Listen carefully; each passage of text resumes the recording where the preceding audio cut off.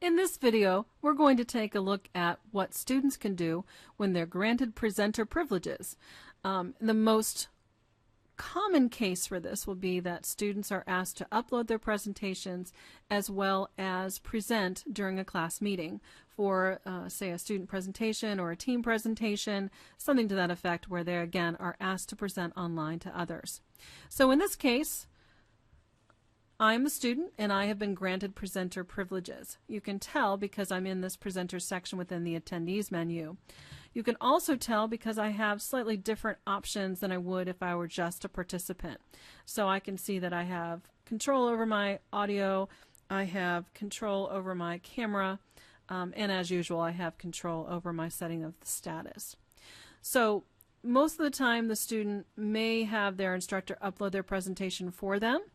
But if not, I'm going to walk through that right now. So if you're asked to upload your own presentation, you're going to click on the down arrow, then click on Share Document. This will allow you to upload a document. Now, if it's already here in this list, you can simply click on it and it's available. Otherwise, you can click on Browse Your Computer and then locate the presentation that you want to upload. So here's the one I want to use. I'm going to click on it once and then click Open. So what this will do is it will take the file, it's going to convert it, so it's going to convert it into a file that Adobe Connect understands, and then after it's done converting it, it's going to get it all ready and then have it available to me. And what it is, when you're uploading this, it's going to go straight to the screen, so everyone's going to see that share immediately. And now it's doing the upload process.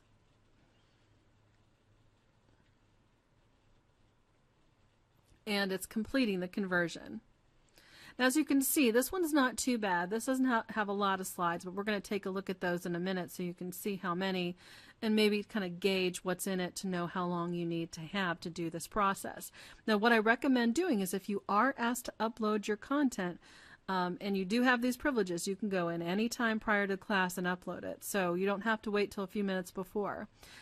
It can take a few minutes to upload. I have seen where it can take a long time, but in this case it just took a little bit of time. So my presentation is uploaded, and as I go through it, I can see that the content is there and it's available. So I'm just using these arrows down here at the bottom. As you can see those, I'm using those to advance my slides. So it's not too difficult to do. Now you might say, well, that's great, but do I have to have a printed version in front of me so that I can keep track of everything? No, actually you don't need to have a printed version in front of you. What you can do is if you want to see what's coming next, you can use this other little button down here called Show Sidebar. So if I click on Show Sidebar, it's going to show me a sidebar that has all of the information in it. This is really useful. I can tell what's coming up next. So if I go back to the top and click on that, I can see that's my beginning slide. I've got a couple of introduction slides. I've got an overview of the process, and I can see all of it. Now also, let's say you like to write a script. I know I like to write scripts for my presentations because sometimes I forget what to say, so it helps keep me on track. If you want to do that and you want to use the notes section in PowerPoint, the notes will actually show here. Now in this presentation I don't happen to have any notes, but if I did, all of those notes would show up in this section and I would be the only one who could see them. My classmates that are watching the presentation wouldn't be able to because I haven't chosen for them to be able to see it. Let's say I want them to see the notes in the outline. That would be fine. You can do that. So there's this little checkbox down here, Show Sidebar to Participants. That will allow everyone to see your sidebar. So again, that's really your choice. But this is again a wonderful way of being able to find and content as well as kind of read through that and then know how to navigate through everything. And again, you can always just simply use the front and back, forward and back arrows to go through your content as well. When you're done, you can click Stop Sharing, and that will stop the sharing process.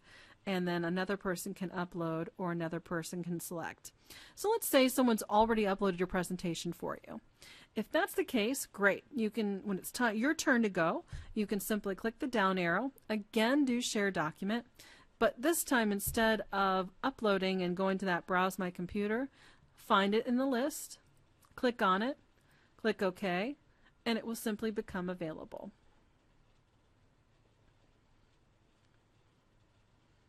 As I said, it takes a little bit of time to load it all up, but what's nice about that is it's loading. Now you'll notice I have drawings on this one, so I'm going to show that to you. Let's say as part of your presentation you want to highlight things. This is a wonderful way to get people to kind of pay attention to what you're doing. So if you want to highlight something and you have these turned on, this happens to be the drawing. So if I turn that off, you can't do it. If I turn it on, you can draw. So that way you could highlight items. If you wanted to draw something during the presentation, you could. Like you saw, I was doing a little bit of doodling before. I can doodle on it as well, and I could do some drawings. So that's another nice way to do it. And then finally, click Stop Sharing when you're done. So that's how you upload content. That's how you access content, as well as navigate through the content that's been uploaded when you're in the presenter role.